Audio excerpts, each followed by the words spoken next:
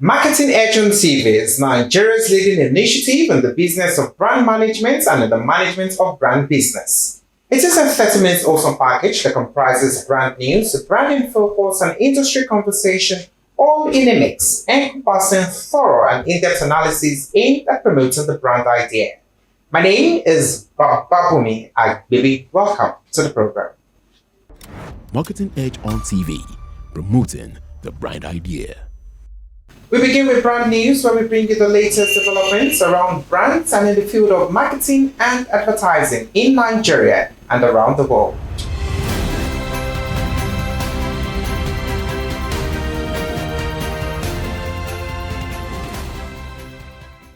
Nigeria's advertising industry is entering a new phase of transformation as the heads of advertising sectoral groups, HASG, moves to strengthen the sector's future readiness. Firstly, HASG has activated two strategic committees focused on artificial intelligence and AFTA to prepare agencies for digital disruption and continental expansion. In addition, the initiative is designed to guide the industry towards stronger policy readiness and smarter adaptation to emerging global trends. Speaking further, HASG Chairman Lanre Adisa explained that artificial intelligence is already reshaping campaign delivery, creative processes, and overall industry workflows across global markets. Meanwhile, the newly formed committees have been given a 3-month timeline to develop and submit actionable recommendations for industry consideration. Consequently, stakeholders believe the move positions Nigeria's advertising industry more competitively within Africa's fast-evolving creative economy. Plans are underway for the 2026 edition of the National Advertising Conference, one of the biggest gatherings in Nigeria's marketing communications industry. The conference is scheduled to hold from November 11 to 13, 2026, under the theme Repositioning the Marketing Communications Industry for the Next Frontier. Organizers say the events will bring together regulators, industry associations, agency leaders, brand owners, and innovators to explore the future of advertising and communications across Nigeria and Africa. The gathering is expected to serve as a key platform for dialogue on technology, regulation, and evolving consumer behavior shaping the industry. Sports marketing industry is entering a powerful new growth wave as rising youth engagement, digital consumption, and commercial investments reshape the sector, according to 6W Research and Statista. Notably, the industry now contributes about 1.2% to GDP and has created over 140,000 jobs as of early 2026.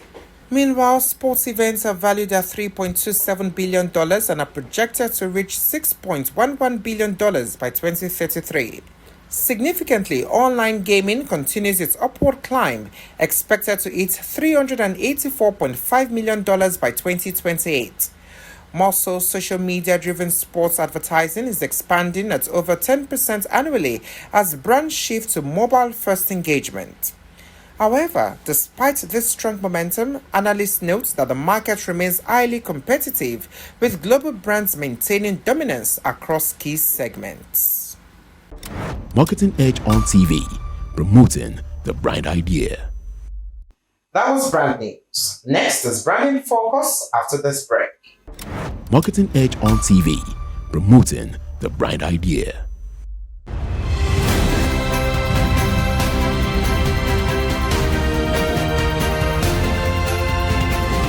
Now, brand in focus. Nigeria's digital economy is facing renewed scrutiny over its heavy reliance on foreign cloud infrastructure. Industry data shows that Nigerian companies spend about $850 million annually renting computing power from data centers located thousands of kilometers away, powering everything from fintech transactions to government digital services. However, concerns intensified after reported disruptions in March 2026 when geopolitical tensions in parts of the Middle East highlighted the risk of hosting critical workloads in external regions.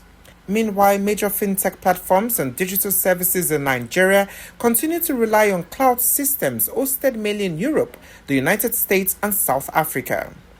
According to analysts, this dependency is driven by global market dynamics as hyperscalers prioritize regions with stronger infrastructure certainty and regulatory stability.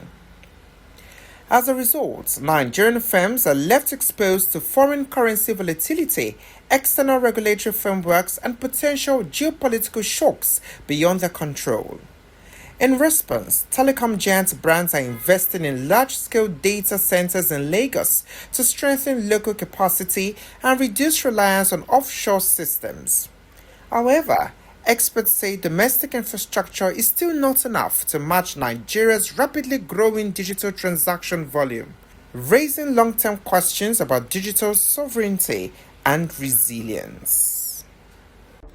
Marketing Edge on TV, promoting the bright idea. That was Branding Focus. Next is Industry Conversation, where we discuss with industry thought leaders who have distinguished themselves and have made tremendous impact in their chosen field. My guest today is Tolulope Medebem, the President, Experiential Marketers Association of Nigeria, and also the lead strategist and consultant, Aster Integrated Marketing Limited. Join us after this break. Marketing Edge on TV, promoting the bright idea.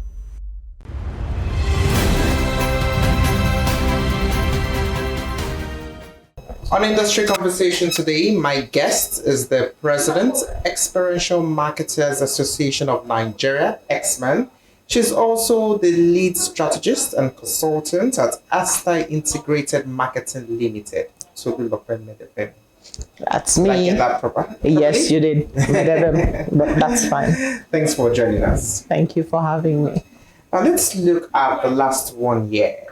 How would you rate the performance of Nigeria's experiential marketing sector?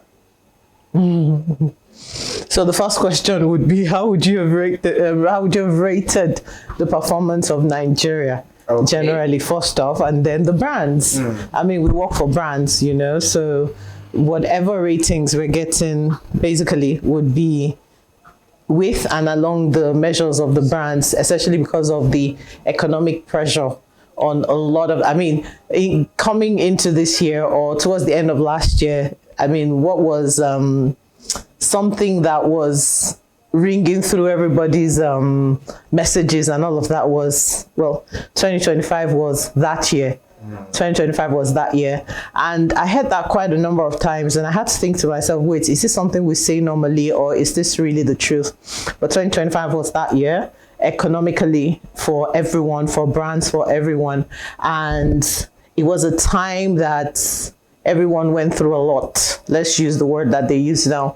But then what I think that it did for us as well, for experiential marketing, was I think it kind of like made us more strategic in terms of thought processes, in terms of deliverables to and for the client, you know, because you see people are crunching down on numbers. People want to know what is in it for my brand. Should I run this activity and all of that? Personally, I think that that economic pressure kind of like forced us to all rethink, so to say, because brands were thinking on return on investments. And if you're thinking on return on investments, that in turn comes down on us to essentially showcase activities that would be able to answer to this. And we're not able to answer to that is also strategic in terms of direction. So we're doing stuff in terms of long-term thinking and all of that. So I think, yes, it was a bit of a pressure, especially because it was a tough year for everyone. But generally, I think as experiential marketing, it made us better regarding being more strategic and being more, I think, should I use the word intentional in terms of creating experiences? Okay, so what defining shifts, major shifts, shaped the experiential marketing in Nigeria, the sector? Okay, I think to that, and based on what I just said now, I'll use 3 words: precision, integration, and community and culture. I'm sure you've heard a lot about storytelling, and all of that. And that's where community and culture comes into play. Because again, like I'd said earlier with the first question, we are thinking strategic. So you're thinking, how are you drawing? What are those things that appeal to people and those things that make us different. So you're thinking community, you're thinking culture, and there you're doing storytelling around those things. And then I did talk as well about being more strategic. So you're being more precise in terms with whatever it is that you're thinking. Yes, you want to be creative, you want to do a lot of things, but then the precision also then matters. So you had experiential marketing being more intentionally tied to digital, to PR. So it's not just a standalone now, it's all of us working together to create that. And then I think I used the word integration, which was pretty much all of us trying to integrate to tell that same story for the brands. Are there some things you look at and you feel should change for experiential marketing to serve brands better in the years ahead? Professionalism. Okay. And collaboration. As experiential marketers, and in terms of that, actually both, as experiential marketers, as the client, as the consumers as well, all of us, to bring to bear that the constant, because obviously, like you said, change is constant. The consumer is not static. And we've talked about research and data insights into knowing what makes the consumer tick. Then it now comes to us as professionals. In doing all of that, don't forget, when I answered the question before, I'd actually talked about the fact that taking all those data and then bringing it to bear on whatever innovations or creativity that we're working on. So that's where that comes in. So we become more professional in what it is we're doing. We're measuring stuff, you understand, taking off of those data. So, okay, we've done something here based off of the data. Did it work? Did it not work? What worked? What didn't work? And then better collaboration between us as the agencies as well as the clients who are paying the monies. It's not a servant-master relationship now. It's partnership. It's a collaboration. It's a relationship. And it's pretty much a relationship to make the brand work to service the consumer. At the end of the day, the consumer is not dumb. The consumer knows what you're doing. The consumer knows when you are thinking about them. The consumer knows when you have taken their needs, their pain points, so to say, into consideration, regardless of the fact that whether or not you like it as a brand, you also have to make money, because there's no brand that is Red Cross. But then being able to remain true first to your brand, and then also being able to remain true to the consumer pain points is where we need to consistently be changing up on activities, on inventions, on innovations, and on our collaborations as agency and clients. Okay, so I want to point on collaborations. Mm-hmm. What specific ways do you think agencies can collaborate? Because sometimes they could have the fear of, okay, my idea is going this way. Would it look like it's still my idea? So what forms could they collaborate? As we stand today as Aster Integrated Marketing, I think a greater sum of our monies as a company is made off of collaboration. And see, there's something Mr. Adetu said at, I think, the National Advertising Conference X number of years. Was it last year or 2 years ago? I can't remember. But what he said was, look, once we continue to remain in silos, the industry will remain fragmented. The reason why we are all scared of collaboration is because at the end of the day, everybody wants to be the master of the boat. You understand? But at the end of the day, how many masters can there be in that boat? You understand? By the time we're all collaborating, everybody's getting a share of the pie. Do you understand? It's the same thing. This thing you're talking about is my ideas and all that. It's the same reason why you will want to train your staff. But at the end of the day, if you don't train your staff, who is going to get the short end of the stick? You and your company are. And that's the way I think about it. So a greater percentage of what I do as a company is actually tied around collaboration. I collaborate with experiential companies. I collaborate with agencies, creative agencies, to bring to life their plans to their clients. I'm big on collaboration, and I think that collaboration, honestly, is the greatest way to go for all of us. That's on the agency side. And like I mentioned earlier, on the client side, we're partners in building or working to or for a brand. So it's really not about you at the agency. At the end of the day, the client is the one that is the king here. So us as agency and us as you client coming together is pretty much to ensure that the brand is smelling of roses. That's my thought. Nigerian economic realities have influenced marketing budget significantly. But now, how can this impact brand spending decisions across experiential marketing in Nigeria? How can? Yes. Or how is it already impacting? It's already impacting. But one of the other things about it is, whilst it's also impacting, at the end of the day, it's all about value. You understand? If you believe or see that you're getting value out of this, it's something that you will look at and think to yourself, how do I want to make this happen? You understand? So yes, it is affecting. Yes, it will definitely affect. But at the end of the day, what value are you bringing to bear with that experiential activity? I don't know if that makes any sense. So it's that value that kind of like determines. So at that point, whilst you know, or whilst the client also knows that you are bringing in some level of value, you begin to find ways to make things happen on both sides. So whilst yes, there are economic pressures, we're all aware of it. Things are happening, but once the brand sees a value in whatever activities are going on. The whole of December last year were various activities, and these were probably yes tied around the fact that there were all the IJGBs around and all of that. But then if there was no value in the fact that they were around, people would not have been spending money. So monies were being spent based on the values that was perceived and based on the value that was probably garnered from years before. So it's all, for me, it's all tied around value. And from an agency perspective, how has tighter budget affected client expectation and creativity as a whole? Client expectation will be client expectation.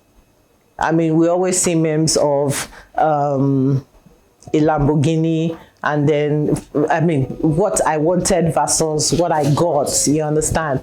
But the truth about it is, that's not an agency thought. It's never any agency's thought process.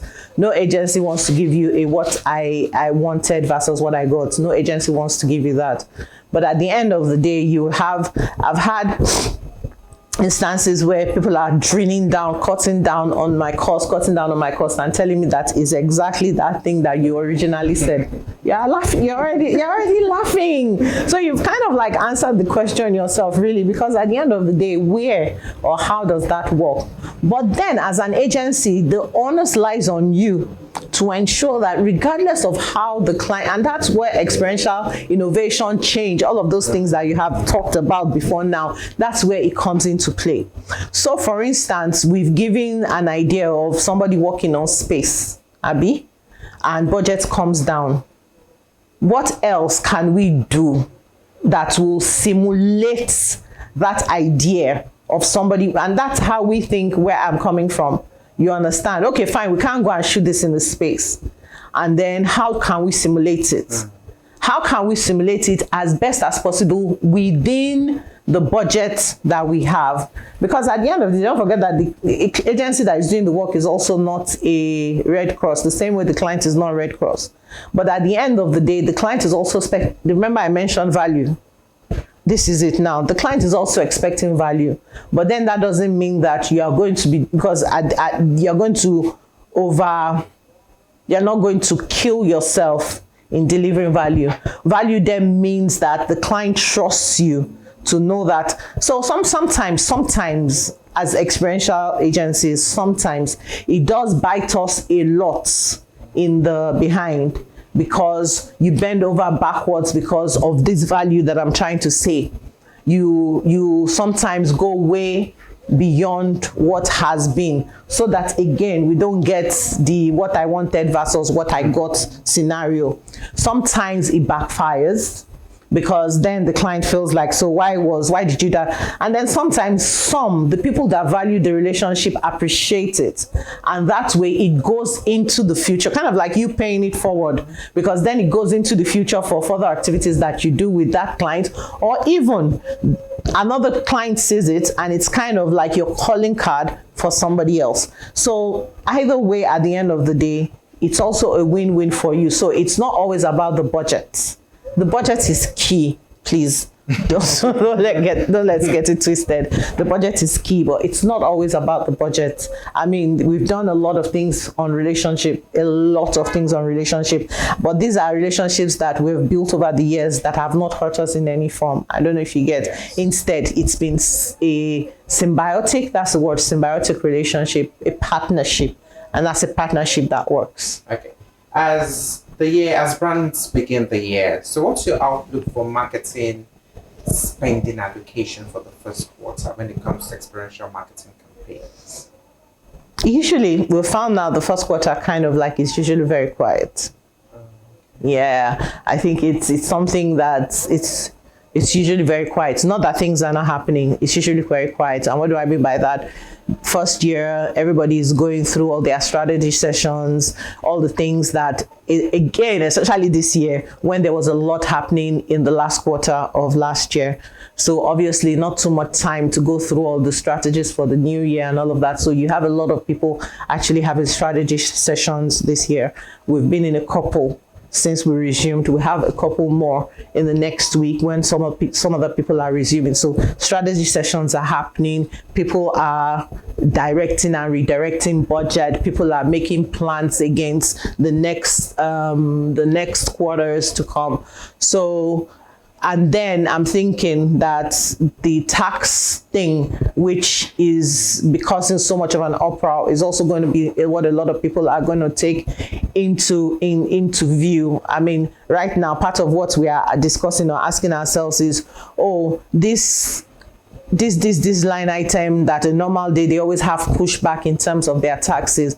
How are we going to be charging those ones? So we're all having that. So this first quarter, I'm seeing kind of like a lull. It's slow. It's not, things are happening, but it's going to be a bit slow. And then by the second quarter, obviously, we all get into the groove of it. And yeah. Okay, so looking further into the year, aside the first quarter, what's the projection for marketing spend?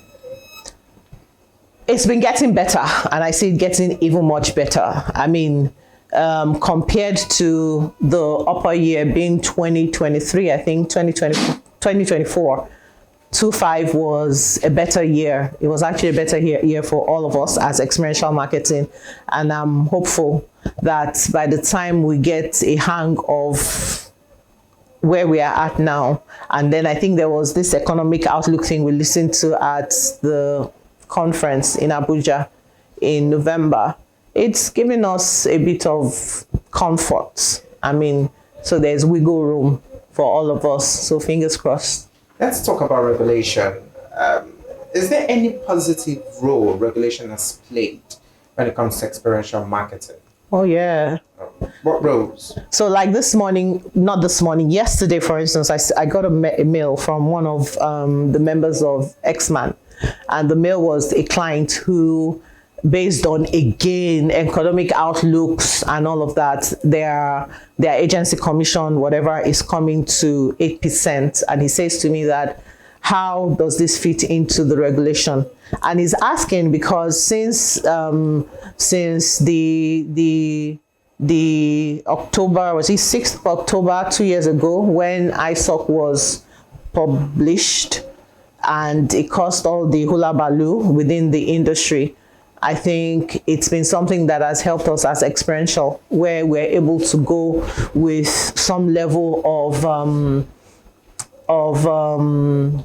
I'm looking for the word now, to speak to some level of courage. Let me use courage to speak to a client and say to a client, no, my industry says to me that we cannot do, and then based on relationship or based on however it is that you're able to work it out, you speak the terms or conditions of X number of days for payments. That has also helped us. So in terms of agency commission, in terms of number of days, in terms of us also policing ourselves to ensure that we are doing what it is that we've contracted to. Because at the end of the day, regulation is a two-way street. it's not just the agencies or the clients being regulated for the agencies, it's also the agencies being regulated for the clients. So for instance, you also have clients reporting agencies. I've had feedback on that on different levels, and where we've had to do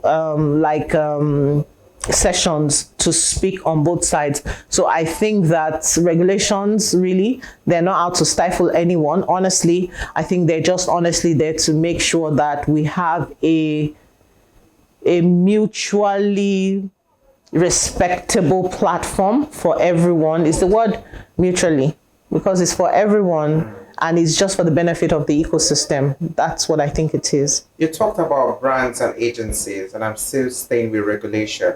Yes, there might be challenges, but how can brands and agencies, the friction, how can they address it constructively so there won't be issues as we move further? But I think we're in that, what's it called? It's value. When your client values you, they respect you. And your client will only value you because you bring something to the table. I don't know if you get what I'm saying. And that's where the mutual respect I had mentioned somewhere along the lines today comes in play. And then you become partners, you understand? And then you are partners to and for progress. So when things like, okay, so as a company, it's coming from center, we have to do so, you won't be scrambling. You guys will shake hands over it because you believe and you trust each other. So they've said, oh, their payment days is X number of days. Unlike, oh, don't worry, don't forget, we used to do this together. We had this number. So it's a relationship. It's a relationship, and they speak to you. They call you guys into a meeting. You guys sit as all the agencies. They address it. You come up with your own issues, and they said, look, this is coming from center. There's nothing we can do about it. That's relationship. That's, yeah, having a communication, and communication is a two-way street, right? It's not an order. It's not a force down. It's based off of a relationship, and that relationship is based off of the fact that there's value from you to the client and there's respect from the client to you. So it's a two-way street, I think. Thank you for having this conversation with us. Thank you for having me. I hope so. I've been speaking with the President, Experiential Marketers Association of Nigeria, EXMAN. She's also the lead strategist and consultant, Aster Integrated Marketing Limited. Tolulope Medebem. Thank you very much. Thank you very much. Yeah, the conversation continues on our website, www.marketingedge.com.ng, and you can also follow us on all our social media handles at Marketing Edge. My name is Bababumi Agbibi.